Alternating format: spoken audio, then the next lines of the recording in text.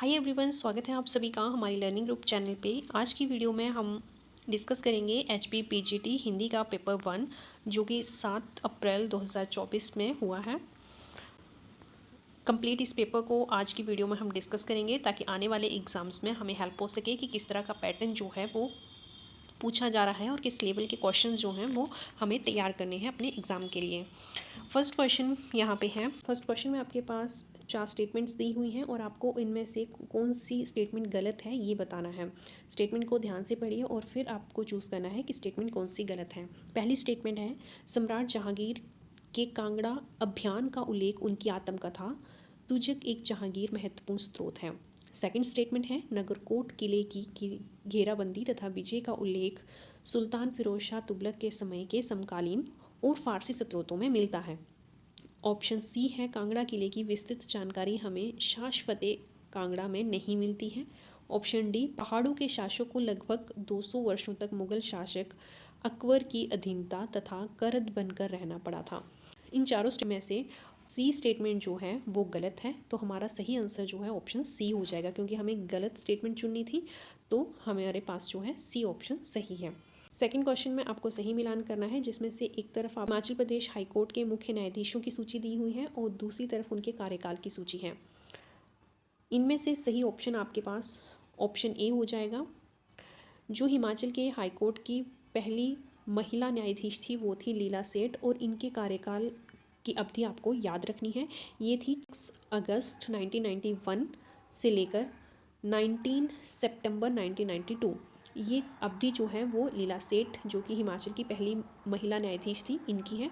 सही मिलान में आपके पास देखिए बी ऑप्शन का थर्ड के साथ केवल ए के साथ मिलान है, तो हमारे पास ए जो है वो सही उत्तर। नेक्स्ट क्वेश्चन देखिए, हिमाचल प्रदेश में पाई जाने वाली स्थानीय पेड़ पौधों की वनस्पतियाँ जो पश्चिमी हिमालय में भी पाई जाती हैं वो कितने प्रतिशत हैं।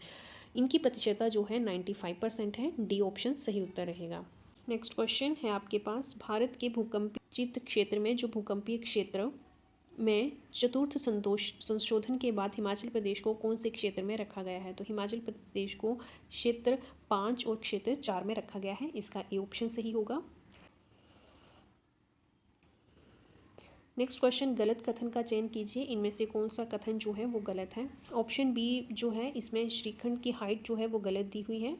नेक्स्ट देखिए, नेक्स्ट आपके पास क्वेश्चन है, किस मुगल शासक के समय कांगड़ा में हमें पहली बार नई सांस्कृतिक पहचान का ऐसा मिश्रण मिलता है जिसमें पारंपरिक भारतीय संस्कृति तथा फारसी कोर्ट लाइफ का अद्भुत मिश्रण प्रतीत होता है। तो इसका ऑप्शन होगा option D correct, Akbar. Next question है, सही कथन चुनिए। फर्स्ट स्टेटमेंट है आपके पास दो स्टेटमेंट्स हैं। हिमाचल प्रदेश में कुल कृषि योग्य भूमि 60% क्षेत्र वर्षा सिंचित है। सिरमौर जिले में सबसे अधिक वर्षा होती है। चंबा, कांगड़ा और मंडी क्रमशः इसके बाद आते हैं। फर्स्ट स्टेटमेंट गलत है क्योंकि 80% भूमि जो है वो कृषि योग्य है और ये वर्षा सिंचित है।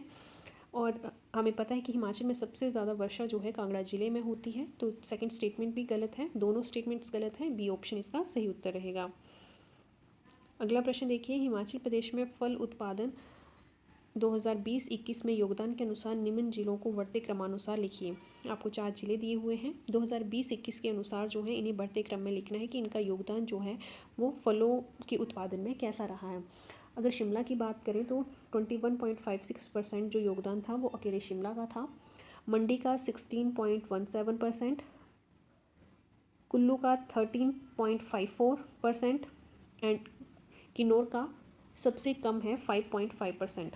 तो इनको अगर क्रमानुसार लिखेंगे बढ़ते क्रम में तो सबसे पहले आएगा किन्नौर, देन आपका कुल्लू, फिर मंडी और शिमला। तो ऑप्शन डी जो है इसका सही उत्तर होगा। क्योंकि हमें बढ़ते क्रम में लिखना है तो ऑप्शन डी जो है वो सही उत्तर रहेगा। नेक्स्ट क्वेश्चन है, आवधिक श्रम बल सर्वेक्षण 2021-22 के अनुसार हिमाचल प्रदेश में बेरोजगारी दर कितनी है। 21-22 के अनुसार जो है हिमाचल में बेरोजगारी दर जो थी वो 4% थी।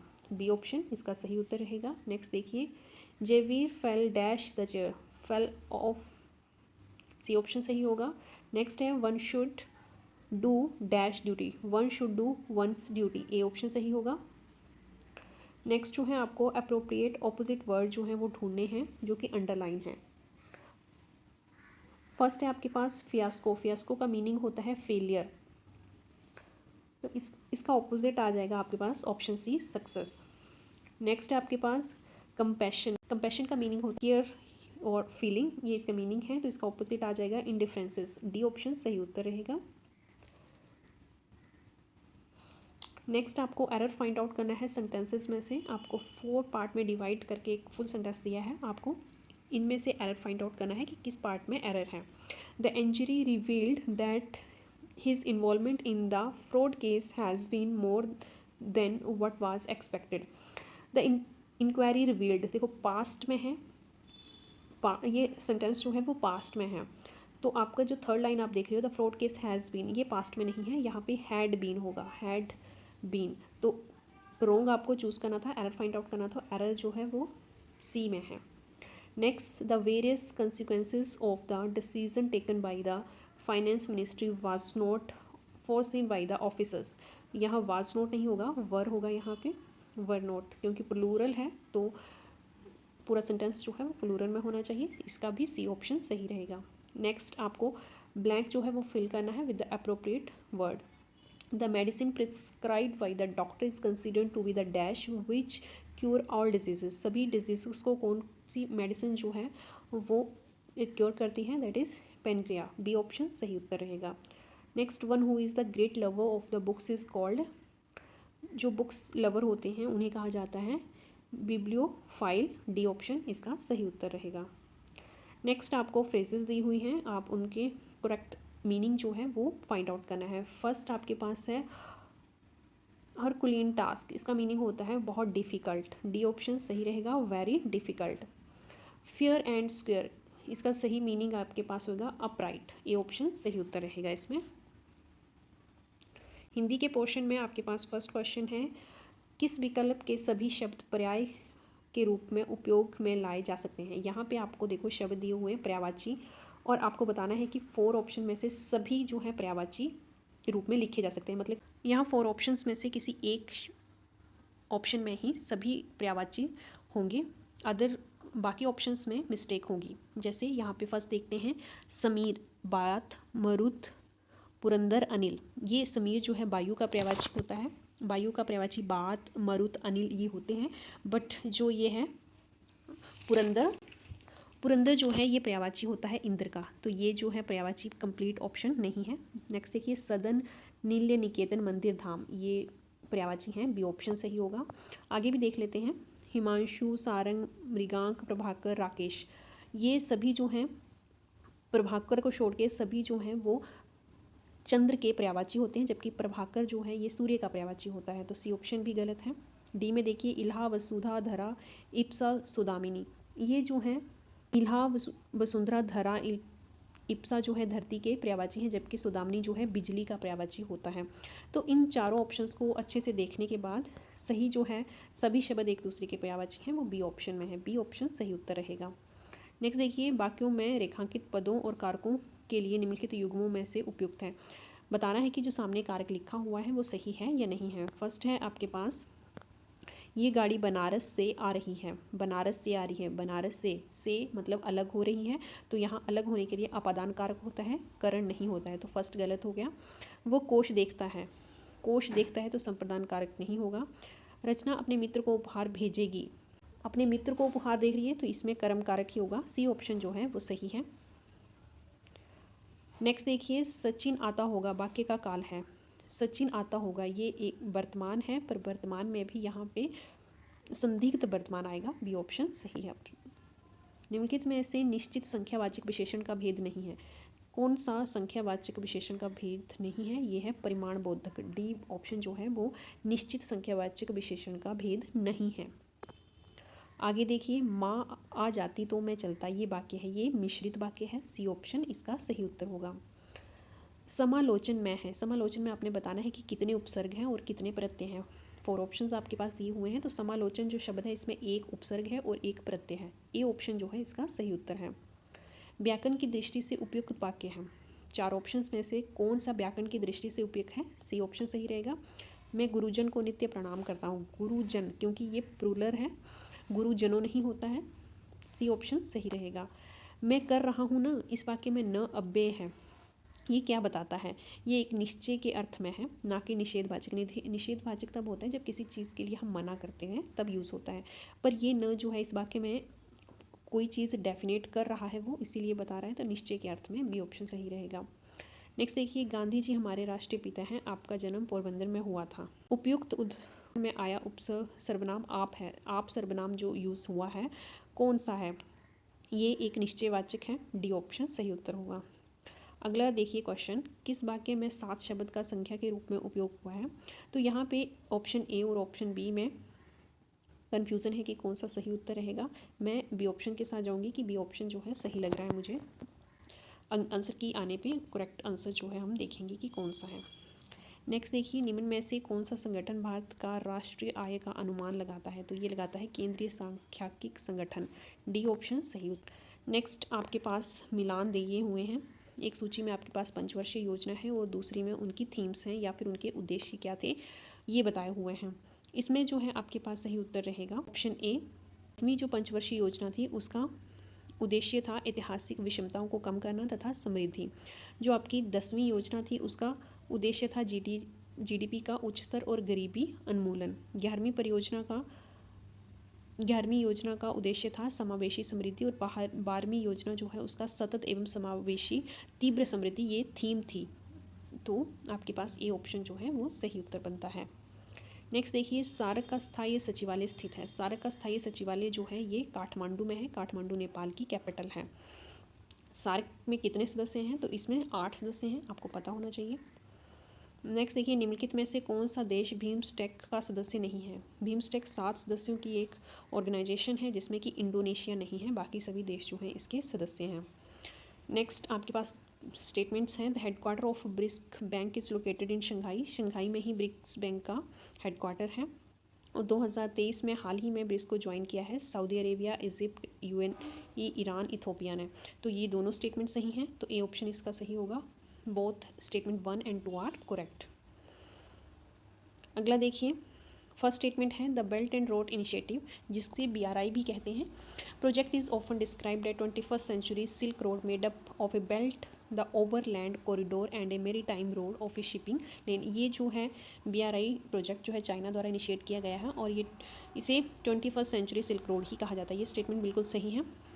China's maritime silk road also pushes its strategy advantage at sea. तो ये भी सेकंड स्टेटमेंट भी सही है, दोनों स्टेटमेंट सही है। ऑप्शन ए जो है इसका सही उत्तर होगा। नेक्स्ट देखिए, निम्नलिखित में से कौन सा कथन भारत की संघीय राजनीति के बारे में सत्य नहीं है? फर्स्ट है भारत, इसमें सरकार के 2 स्तर मौजूद हैं। केंद्र और राज्य के बीच शक्तियों का विभाजन है। इसमें संविधान का सर्वोच्चता है। और डी है भारतीय संविधान की 6ठी अनुसूची के प्रावधान असम, मेघालय, त्रिपुरा और मिजोरम राज्यों के लिए विशेष प्रावधान करते हैं। तो इनमें से बी, सी और डी जो हैं वो बिल्कुल करेक्ट हैं। ए ऑप्शन जो है इसका जो सत्य नहीं होगा। नेक्स्ट देखिए, 1927 में कांग्रेस के लाहौर अधिवेशन में पूर्ण स्वराज्य को कांग्रेस का उद्देश्य घोषित करते हुए एक प्रस्ताव पारित किया था। फर्स्ट स्टेटमेंट है। सेकंड स्टेटमेंट है अवज्ञा आंदोलन की शुरुआत 1922 में डांडी मार्च में हुई थी। स्टेटमेंट की बात करें तो फर्स्ट स्टेटमेंट जो है गलत है। 1929 में जो है ये प्रस्ताव पारित किया गया था। और सेकंड स्टेटमेंट भी गलत है क्योंकि अवज्ञा आंदोलन जो है मार्च में तो शुरू हुआ था, पर ये हुआ था 1930 में। तो दोनों स्टेटमेंट गलत हैं। हमारे पास बी ऑप्शन सही रहेगा। कथन ए और कथन बी दोनों गलत हैं। नेक्स्ट देखिए, स्थायी बंदोबस्त लागू किया गया था। स्थायी बंदोबस्त 1793 में लॉर्ड कॉर्नवालिस द्वारा बंगाल और बिहार में लगाया गया था। ये ऑप्शन सही उत्तर है इसका। नेक्स्ट क्वेश्चन है, क्लाउडिया गोल्डिन को आर्थिक विज्ञान में काम करने के लिए नोबेल मेमोरियल पुरस्कार मिला। 4 ऑप्शंस में से इन्हें ये मिला था श्रम बाजार में महिलाओं की ऐतिहासिक और समकालीन भूमिका के लिए। बी ऑप्शन जो है इसका सही उत्तर है। नेक्स्ट क्वेश्चन है, प्रधानमंत्री ने इंडिया टेक विजन का लक्ष्य भारत को दुनिया का सबसे तेजी से बढ़ती नव प्रवर्तन अर्थव्यवस्था बनाना है। सेकंड स्टेटमेंट है, आर्टिफिशियल इंटेलिजेंस शिखर सम्मेलन 2023 पर वैश्विक साझेदारी की मेज़बानी दिल्ली में की गई थी। इसमें जो सेकंड स्टेटमेंट है बिल्कुल सही है। आर्टिफिशियल इंटेलिजेंस शिखर सम्मेलन 2023 में वैश्विक साझेदारी की मेज़बानी जो है दिल्ली में की गई थी। ऑप्शन ए जो है ये फर्स्ट स्टेटमेंट जो है वो गलत है, तो इसमें सही उत्तर होगा ऑप्शन डी, कथन 1 गलत है, कथन 2 सही है। नेक्स्ट देखिए, प्रधानमंत्री नरेंद्र मोदी के नेतृत्व वाली एनडीए सरकार द्वारा कौन सी नीति शुरू नहीं की गई है? तो इनमें ऑप्शन सी होगा, राष्ट्रीय नव प्रबंधन परिषद की स्थापना ये 2010 में की गई थी, तो ये जो है प्रधानमंत्री मोदी के नेतृत्व में जो एनडीए सरकार है इन्होंने नहीं की थी। स्टार्टअप इंडिया की शुरुआत 2016 में की गई थी। अटल इनोवेशन मिशन भी 2016 में शुरू किया गया था। इसके साथ ही RKVY रफ्तार, इसकी शुरुआत जो है वो 2018-19 में की गई थी। सी ऑप्शन इसका सही उत्तर रहेगा। फरवरी 2024 में प्रधानमंत्री नरेंद्र मोदी द्वारा किस देश में BAPS स्वामी नारायण मंदिर का उद्घाटन किया गया है? तो अभी हाल ही में नरेंद्र मोदी द्वारा UAE में स्वामी नारायण मंदिर का उद्घाटन किया गया था। बी ऑप्शन जो है इसका सही उत्तर रहेगा। नेक्स्ट देखिए, among the emerging generative AI technology which one of the following tool produce realistic photo based on the text input. तो रियलिस्टिक फोटो जो है वो डेल ई जो है वो प्रोड्यूस करता है इनपुट इंडेक्स के बेसिस पे। बी ऑप्शन इसका सही उत्तर रहेगा। नेक्स्ट क्वेश्चन देखिए, संसद ने सार्वजनिक परीक्षा अनुचित साधनों की रोकथाम विधेयक 2024 कब पारित किया, जिसका उद्देश्य अधिक पारदर्शिता, निष्पक्षता और विश्वसनीय लाने के लिए सार्वजनिक परीक्षाओं में अनुचित साधनों के उपयोग को रोकना है। साथ ही कितनी कार्रवाइयाँ सार्वजनिक परीक्षाओं में अनुचित साधनों का उपयोग करने के लिए हैं? तो 15 इकाइयाँ हैं और ये पारित किया गया था 6 फरवरी 2024 में। सी ऑप्शन जो है इसका सही उत्तर रहेगा। नेक्स्ट क्वेश्चन है, निम्नलिखित में से कौन सी नदी हिमाचल प्रदेश में नहीं गुजरती? तो झेलम जो है वो हिमाचल प्रदेश से होकर नहीं गुजरती है। अगला क्वेश्चन देखिए, फर्स्ट स्टेटमेंट है आपके पास, नाट्य नृत्य को दुनिया का सबसे बड़े लोक नृत्य के रूप में Guinness book of world record में सूचीबद्ध किया गया था। ये भी स्टेटमेंट बिल्कुल सही है। दूसरी स्टेटमेंट देखिए, कुल्लू नाटी नृत्य दशहरा पर किया जाता है और भगवान कृष्ण के जीवन और गोपियों के साथ उनकी रासलीला से संबंधित कहानियों को दर्शाता है। दूसरी स्टेटमेंट भी बिल्कुल सही है, दोनों स्टेटमेंट सही हैं, तो ए ऑप्शन जो है हमारे पास सही होगा। कथन 1 और कथन 2 दोनों सही हैं। नेक्स्ट क्वेश्चन है, भारत का पहला आम चुनाव 1951-52 निम्नलिखित लोगों द्वारा वोट डालने से शुरू हुआ। तो हिमाचल प्रदेश की चीनी और पान की तहसील। ए ऑप्शन जो है इसका सही उत्तर रहेगा। नेक्स्ट देखिए, हिमाचल प्रदेश को मुख्य आयुक्त के रूप में किस वर्ष और तारीख में गठित किया गया था? कितनी पहाड़ी रियासतों का विलय किया गया था?